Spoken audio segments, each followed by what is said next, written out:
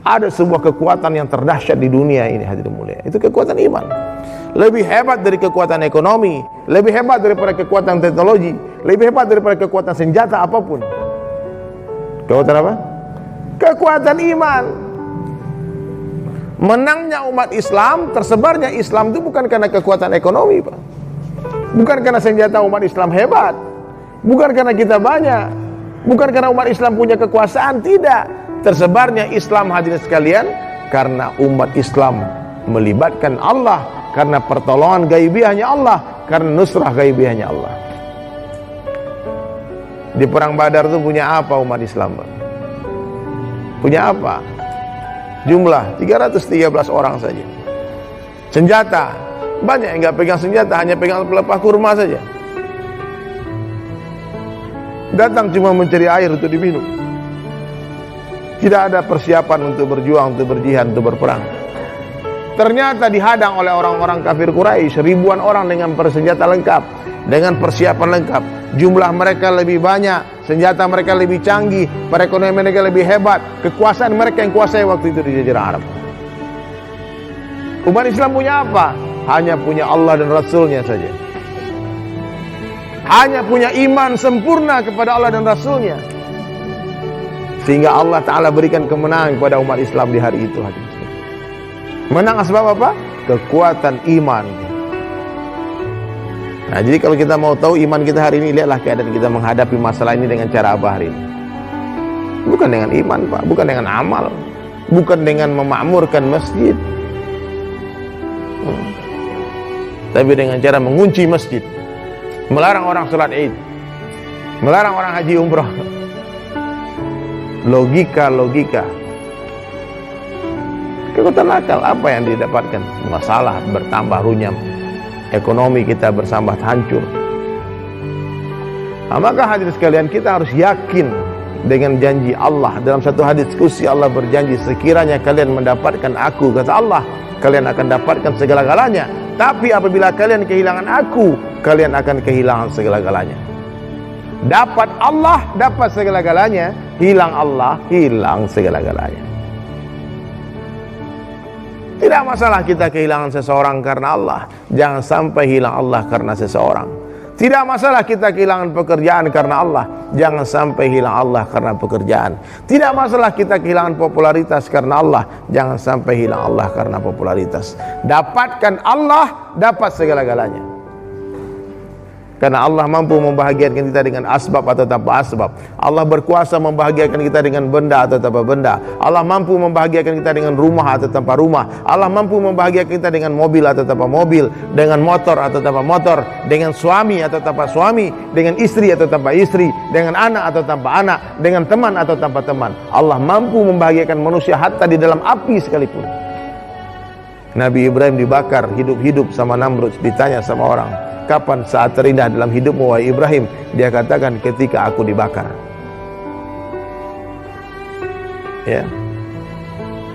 Hari ini kita tinggal di ruangan ber-AC, di rumah mewah, tapi tak bahagia.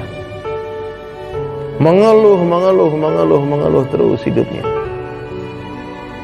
Tak yakin dengan janji Allah, dengan janji Rasulullah, bahwasanya tidak ada kehidupan kecuali kehidupan akhirat. Dunia ini panggung sandiwara, hadirin sekalian. Apa beda dunia dengan akhirat?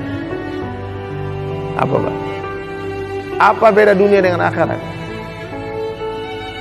Dunia sementara, akhirat selamanya. DS, HS. Maka di mana-mana saya tulis dunia sementara, akhirat selama-lamanya. Karena hari ini umat Islam tak mengerti, tak berpikir akan perkara ini. Kita nggak lama di dunia ini, Pak, sebentar saja. Kaya kita hari ini nggak lama, itu kekayaan. Miskin antum nggak lama, itu kemiskinan. Sehat sekarang nggak lama, kesehatan. Sakit nggak lama, penyakit. Susah nggak lama, kesusahan itu. Hanya Allah yang berkuasa, selain Allah dikuasai. Hanya Allah yang berkuasa, selain Allah tidak punya kekuasaan apa-apa. Presiden, gubernur, wali kota, bupati, pak camat tak punya kekuasaan.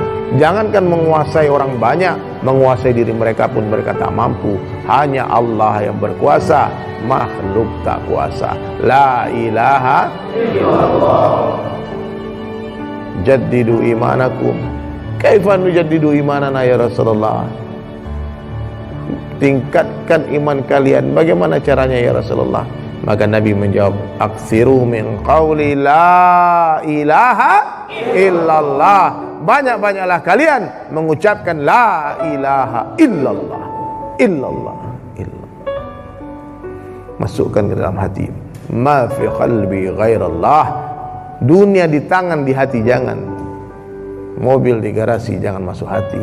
Istri jangan masuk hati. Suami jangan masuk hati. Anak jangan masuk hati. Di hati hanya Allah saja. Dua saja sifat orang beriman: sabar, syukur.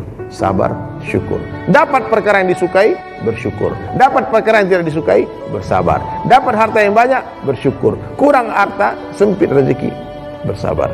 Diberi kesehatan, bersyukur. Diberi penyakit, bersabar. Diberi istri cantik, bersyukur. Diberi istri pas-pasan, bersabar. Ya, dua-duanya baik, Pak. La ilaha illallah. Maka hadirin dirahmati Allah Ta'ala, inilah clue kehidupan di dunia. Sederhana saja, Pak. Kenali Allah, taati Allah, takuti Allah. Ya, dunia bukan tempat tinggal, tapi dunia tempat meninggal. Dunia adalah tempat yang akan kita tinggalkan. Sekarang kita di atas tanah, gak lama lagi tanah di atas kita. Sekarang dunia nyata, akhirat cerita. Setelah mati, akhirat nyata, dunia tinggal cerita. Makanya teman-teman sekalian, kalau mau bertaubat itu sekarang. Jangan tunggu nanti keburu mati. Jangan tunggu kapan-kapan nanti keburu dikafani. Kain kafan tak berkantong. Apa yang kita bawa? Hanya iman dan amal saleh. Tunda-tunda apa lagi, Pak? Sekarang ini musim mati, Pak. Musim mati. Orang mati tiba-tiba. Dia jalan kaki ke rumah sakit, 2 hari di rumah sakit, nggak bisa kita jenguk, nggak bisa kita lihat, mati dia. Mati, nggak bisa kita mandiin, diplastikin, masukin ke dalam peti jenazah. Anaknya nggak bisa cium dia, istri nggak bisa peluk jenazah dia. Nah, itu keadaan sekarang, Pak. Hati-hati ya. Tapi kalaupun nanti antum begitu matinya, Pak, kalau dalam keadaan iman, itu adalah hari raya bagi kita. Bagaimanapun caranya itu cuma asbab saja. Ya. Musibah itu, bencana itu hadir mulia. Musibah itu bukanlah tsunami, gempa bumi, likuifaksi, banjir. Bukan itu musibah. Musibah itu adalah ketika satu orang mati tanpa iman. Musibah itu ketika orang mati sementara kehidupannya tidak ikut cara Rasulullah sallallahu alaihi wasallam. Mati dalam keadaan maksiat, mati dalam keadaan mencintai dunia. Maka sebelum kita mati, Bapak Ibu sekalian, please berangkatlah. Berangkat mentaati Allah. Hijrah. Gerakkan kaki, gerakkan tangan, gerakkan fikir kita. Silahkan cari harta sebanyak-banyaknya. Gunakan seperlunya, sisanya fisabilillah. Insyaallah ya. Cari kekuasaan, silahkan politikus. Dapat kau kekuasaan, gunakan bantu agama Allah. Jangan kekuasaan digunakan untuk menutup masjid. Jangan. Bantu agama Allah. Hati-hati, Pak. Dunia ini tipu-tipu saja. Pengadilan dunia bukanlah pengadilan sesungguhnya. Di dunia yang menang belum tentu benar, yang kalah belum tentu salah. Di mana pengadilan nanti? Di akhirat. Sampai jumpa di pengadilan akhirat. Hai orang-orang jahat, hai orang-orang zalim, lihatlah. Boleh kalian tertawa terbahak hari ini, menindas orang-orang baik, menzalimi orang-orang baik. Tapi nanti di akhirat Allah akan lihatkan apa yang terjadi. Ya, boleh sekarang, orang-orang zalim, orang nggak sakit kau bilang sakit, orang nggak covid kau bilang covid, hanya untuk gara-gara materi duit. Nah, ini ada beberapa orang penjahat kayak gitu, Pak. Yang baik-baik kita doakan Allah muliakan dia dunia akhirat, Allah berikan kesehatan. Yang tidak baik, yang jahat-jahat, kita doakan Allah beri hidayah. Beri hidayah. Kemudian dia dengar majelis ini. Kita doa semua, doa semua. Baik-baik saja. Dunia sementara, akhirat selama-lamanya, tak lama ya. Nah, maka hadirin sekalian, kembalilah kepada sunnah Nabi sallallahu alaihi wasallam. Di dalam sunnah ada janji Allah. Di dalam sunnah ada kemuliaan, ada kesehatan. Coba kalau kita hidup dengan cara sunnah Nabi, Pak, insya Allah Allah beri kesehatan. Ya, Allah beri kesehatan. Tapi bukan berarti orang sakit tapi ini nggak sunnah nih, bukan begitu. Ini ujian. Asbab ini macam-macam. Nabi Ayub itu sakit, tapi itu ujian dari Allah. Bukan karena kesalahan beliau. Ya, ujian dari Allah Subhanahu wa taala. Allah memperlihatkan kepada kita Allah mampu membahagiakan meskipun sakit. Itu Nabi Ayub sakit, bukan susah. Kita tidak mengerti kenikmatan macam apa yang Allah berikan kepada Nabi Ayub ketika sakit, sehingga istri menangis-nangis doa minta kepada suaminya, "Wahai suamiku, engkau kan Nabi, berdoalah supaya diberi kesembuhan." Gak mau. Gak mau. Jadi Allah mampu memberikan kebahagiaan di dalam penyakit. Allah pun mampu menyusahkan ketika badan ente sehat. Allah mampu membahagiakan orang miskin tanpa memberi dia harta. Allah pun berkuasa menyusahkan orang kaya tanpa mengambil hartanya. Allah kuasa memuliakan orang biasa tanpa jadikan dia raja. Allah pun kuasa menghinakan raja-raja tanpa mengambil kerajaannya. Semua berada di dalam genggaman Allah. Everything in the hand of Allah. Apa saja yang Allah kehendaki terjadi, pasti akan terjadi. Apa saja yang Allah kehendaki tidak terjadi, tidak akan terjadi. Ya. Coba dengarkan baik-baik nasihat ini. Mungkin kita bisa jumpa lagi atau tidak, nggak tahu. Mungkin di pertemuan kita yang pertama dan yang terakhir. Biasa saja. Dunia ini akan berpisah. Secinta apapun antum dengan seseorang, ujung-ujungnya akan mati juga. Ujung-ujungnya akan berpisah juga. Maka momentum-momentum ciptakan semua kenangan-kenangan terindah sebelum kita mati. Bicaralah yang baik-baik, kalau tidak diam. Tulislah yang baik-baik, kalau tidak jangan usah menulis. Hati-hati nih orang sosmed nih, komen yang baik-baik. Jangan caci maki orang, meskipun pakai fake account, pakai akun palsu, kau caci maki orang, Allah tahu siapa yang nulis. Ya. Manusia nggak tahu siapa yang melakukan itu. Nggak usah menyebar aib orang, membuka aib orang, nggak usah fitnah, karena kita juga punya aib. Ya. Siapa menutup aib saudara muslim, ya Allah tutup aibnya dunia akhirat. Tapi yang suka membuka aib orang, maka Allah buka aibnya. Dia akan dipermalukan di rumahnya sendiri. Ya. Ini saya lihat sudah banyak juga yang tertidur nih. Udah, angkat kepala Pak, angkat kepala. Sebentar lagi, ini 5 menit lagi. La ilaha illallah. Antum doakan saya. Ya Allah, doakan dari Sulaiman, ya Allah, semoga Allah tutup aibnya. Allah muliakan dia, berkahi rezekinya ya Allah, berkahi umurnya ya Allah. Hantar dia dakwah ke ujung-ujung dunia ya Allah, ke Amerika, Eropa, Rusia, Afrika ya Allah. Saya doakan kalian juga untuk jadi dakwah. Pergi dakwah. Lanjutkan kerja Nabi. Berapa bulan? Cukup 4 bulan. Dakwah ini 2 cara saja, Pak. Yang pertama dakwah di kampung sendiri, yang kedua dakwah keluar kampung kita. Keluar kampung ini nggak suka orang, Pak. Khuruj fisabilillah, benci orang Islam. Kalaupun ada orang yang keluar kampung bukan didukung, dibilang sesat, Pak. Dibilang goblok, dibilang gila. Ninggalin anak istri katanya. Yang ngomong siapa? Kadang-kadang ustadz, Pak. Karena langka, asing, ghuraba, gharib. Hari ini ada orang yang mau meninggalkan anak istri untuk dakwah, jarang. Kalau meninggalkan anak istri untuk cari duit, oh jago lah, nggak usah diajar. Meninggalkan anak istri untuk mendapatkan gelar S1, S2, untuk pergi menjaga batas negara di perbatasan Papua. Saya pernah dakwah di pedalaman Papua 4 bulan, ketemu dengan tentara Pak di perbatasan.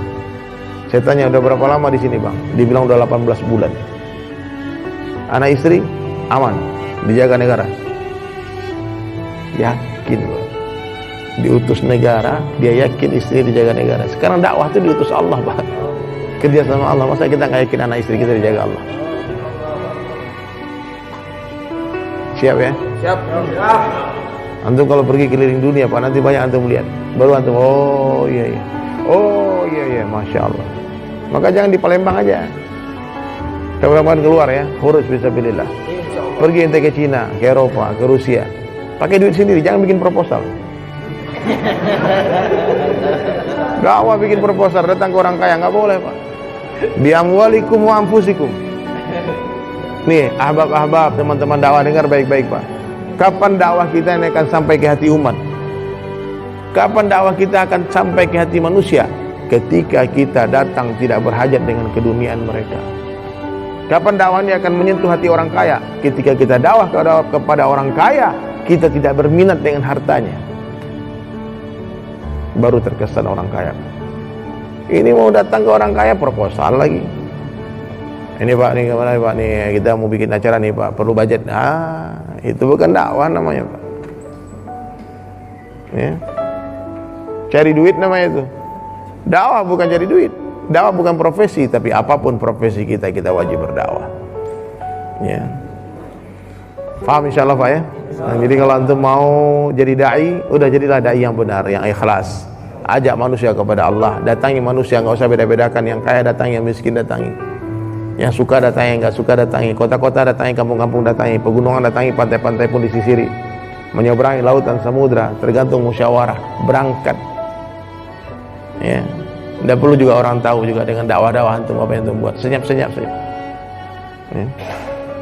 Nyitalim, saya kalau pergi dakwah saya nggak bawa handphone Pak. Saya kalau pergi dakwah bawa handphone, matikan handphone, nggak live Instagram, nggak live Facebook. Padahal DSIS kan orang sosial media, tapi itu dunia saya, ini dunia ini. Ya, dunia. Tinggalkan dunia, belajar mati sebelum mati. Ya. Latih istri jadi janda, supaya nanti kita mati dia nggak teriak-teriak. Ya.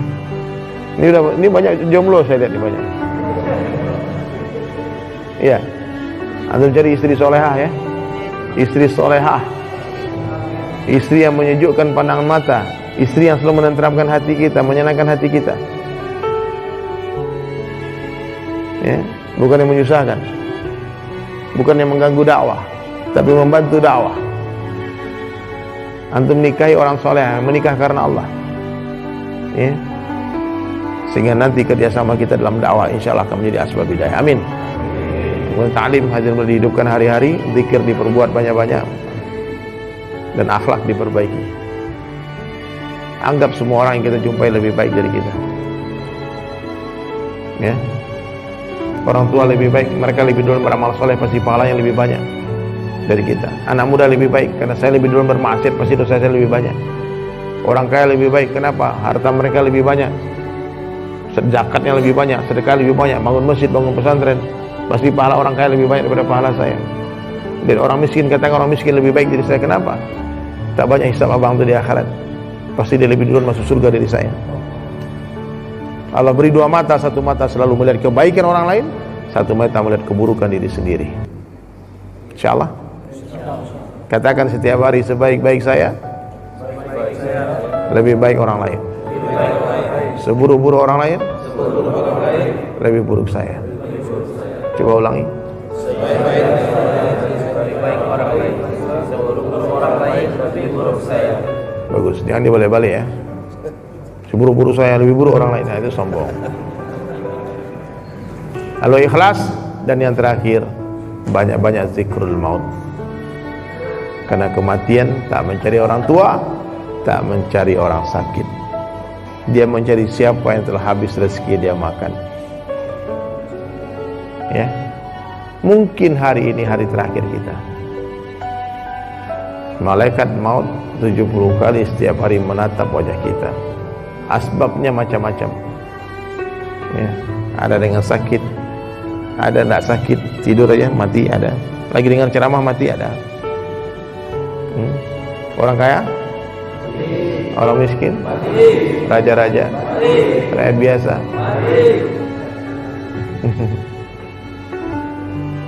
Yang nggak ke masjid, yang ke masjid, semua pasti. Suka tidak suka, siap tidak siap, rela atau terpaksa, kita akan tinggalkan dunia.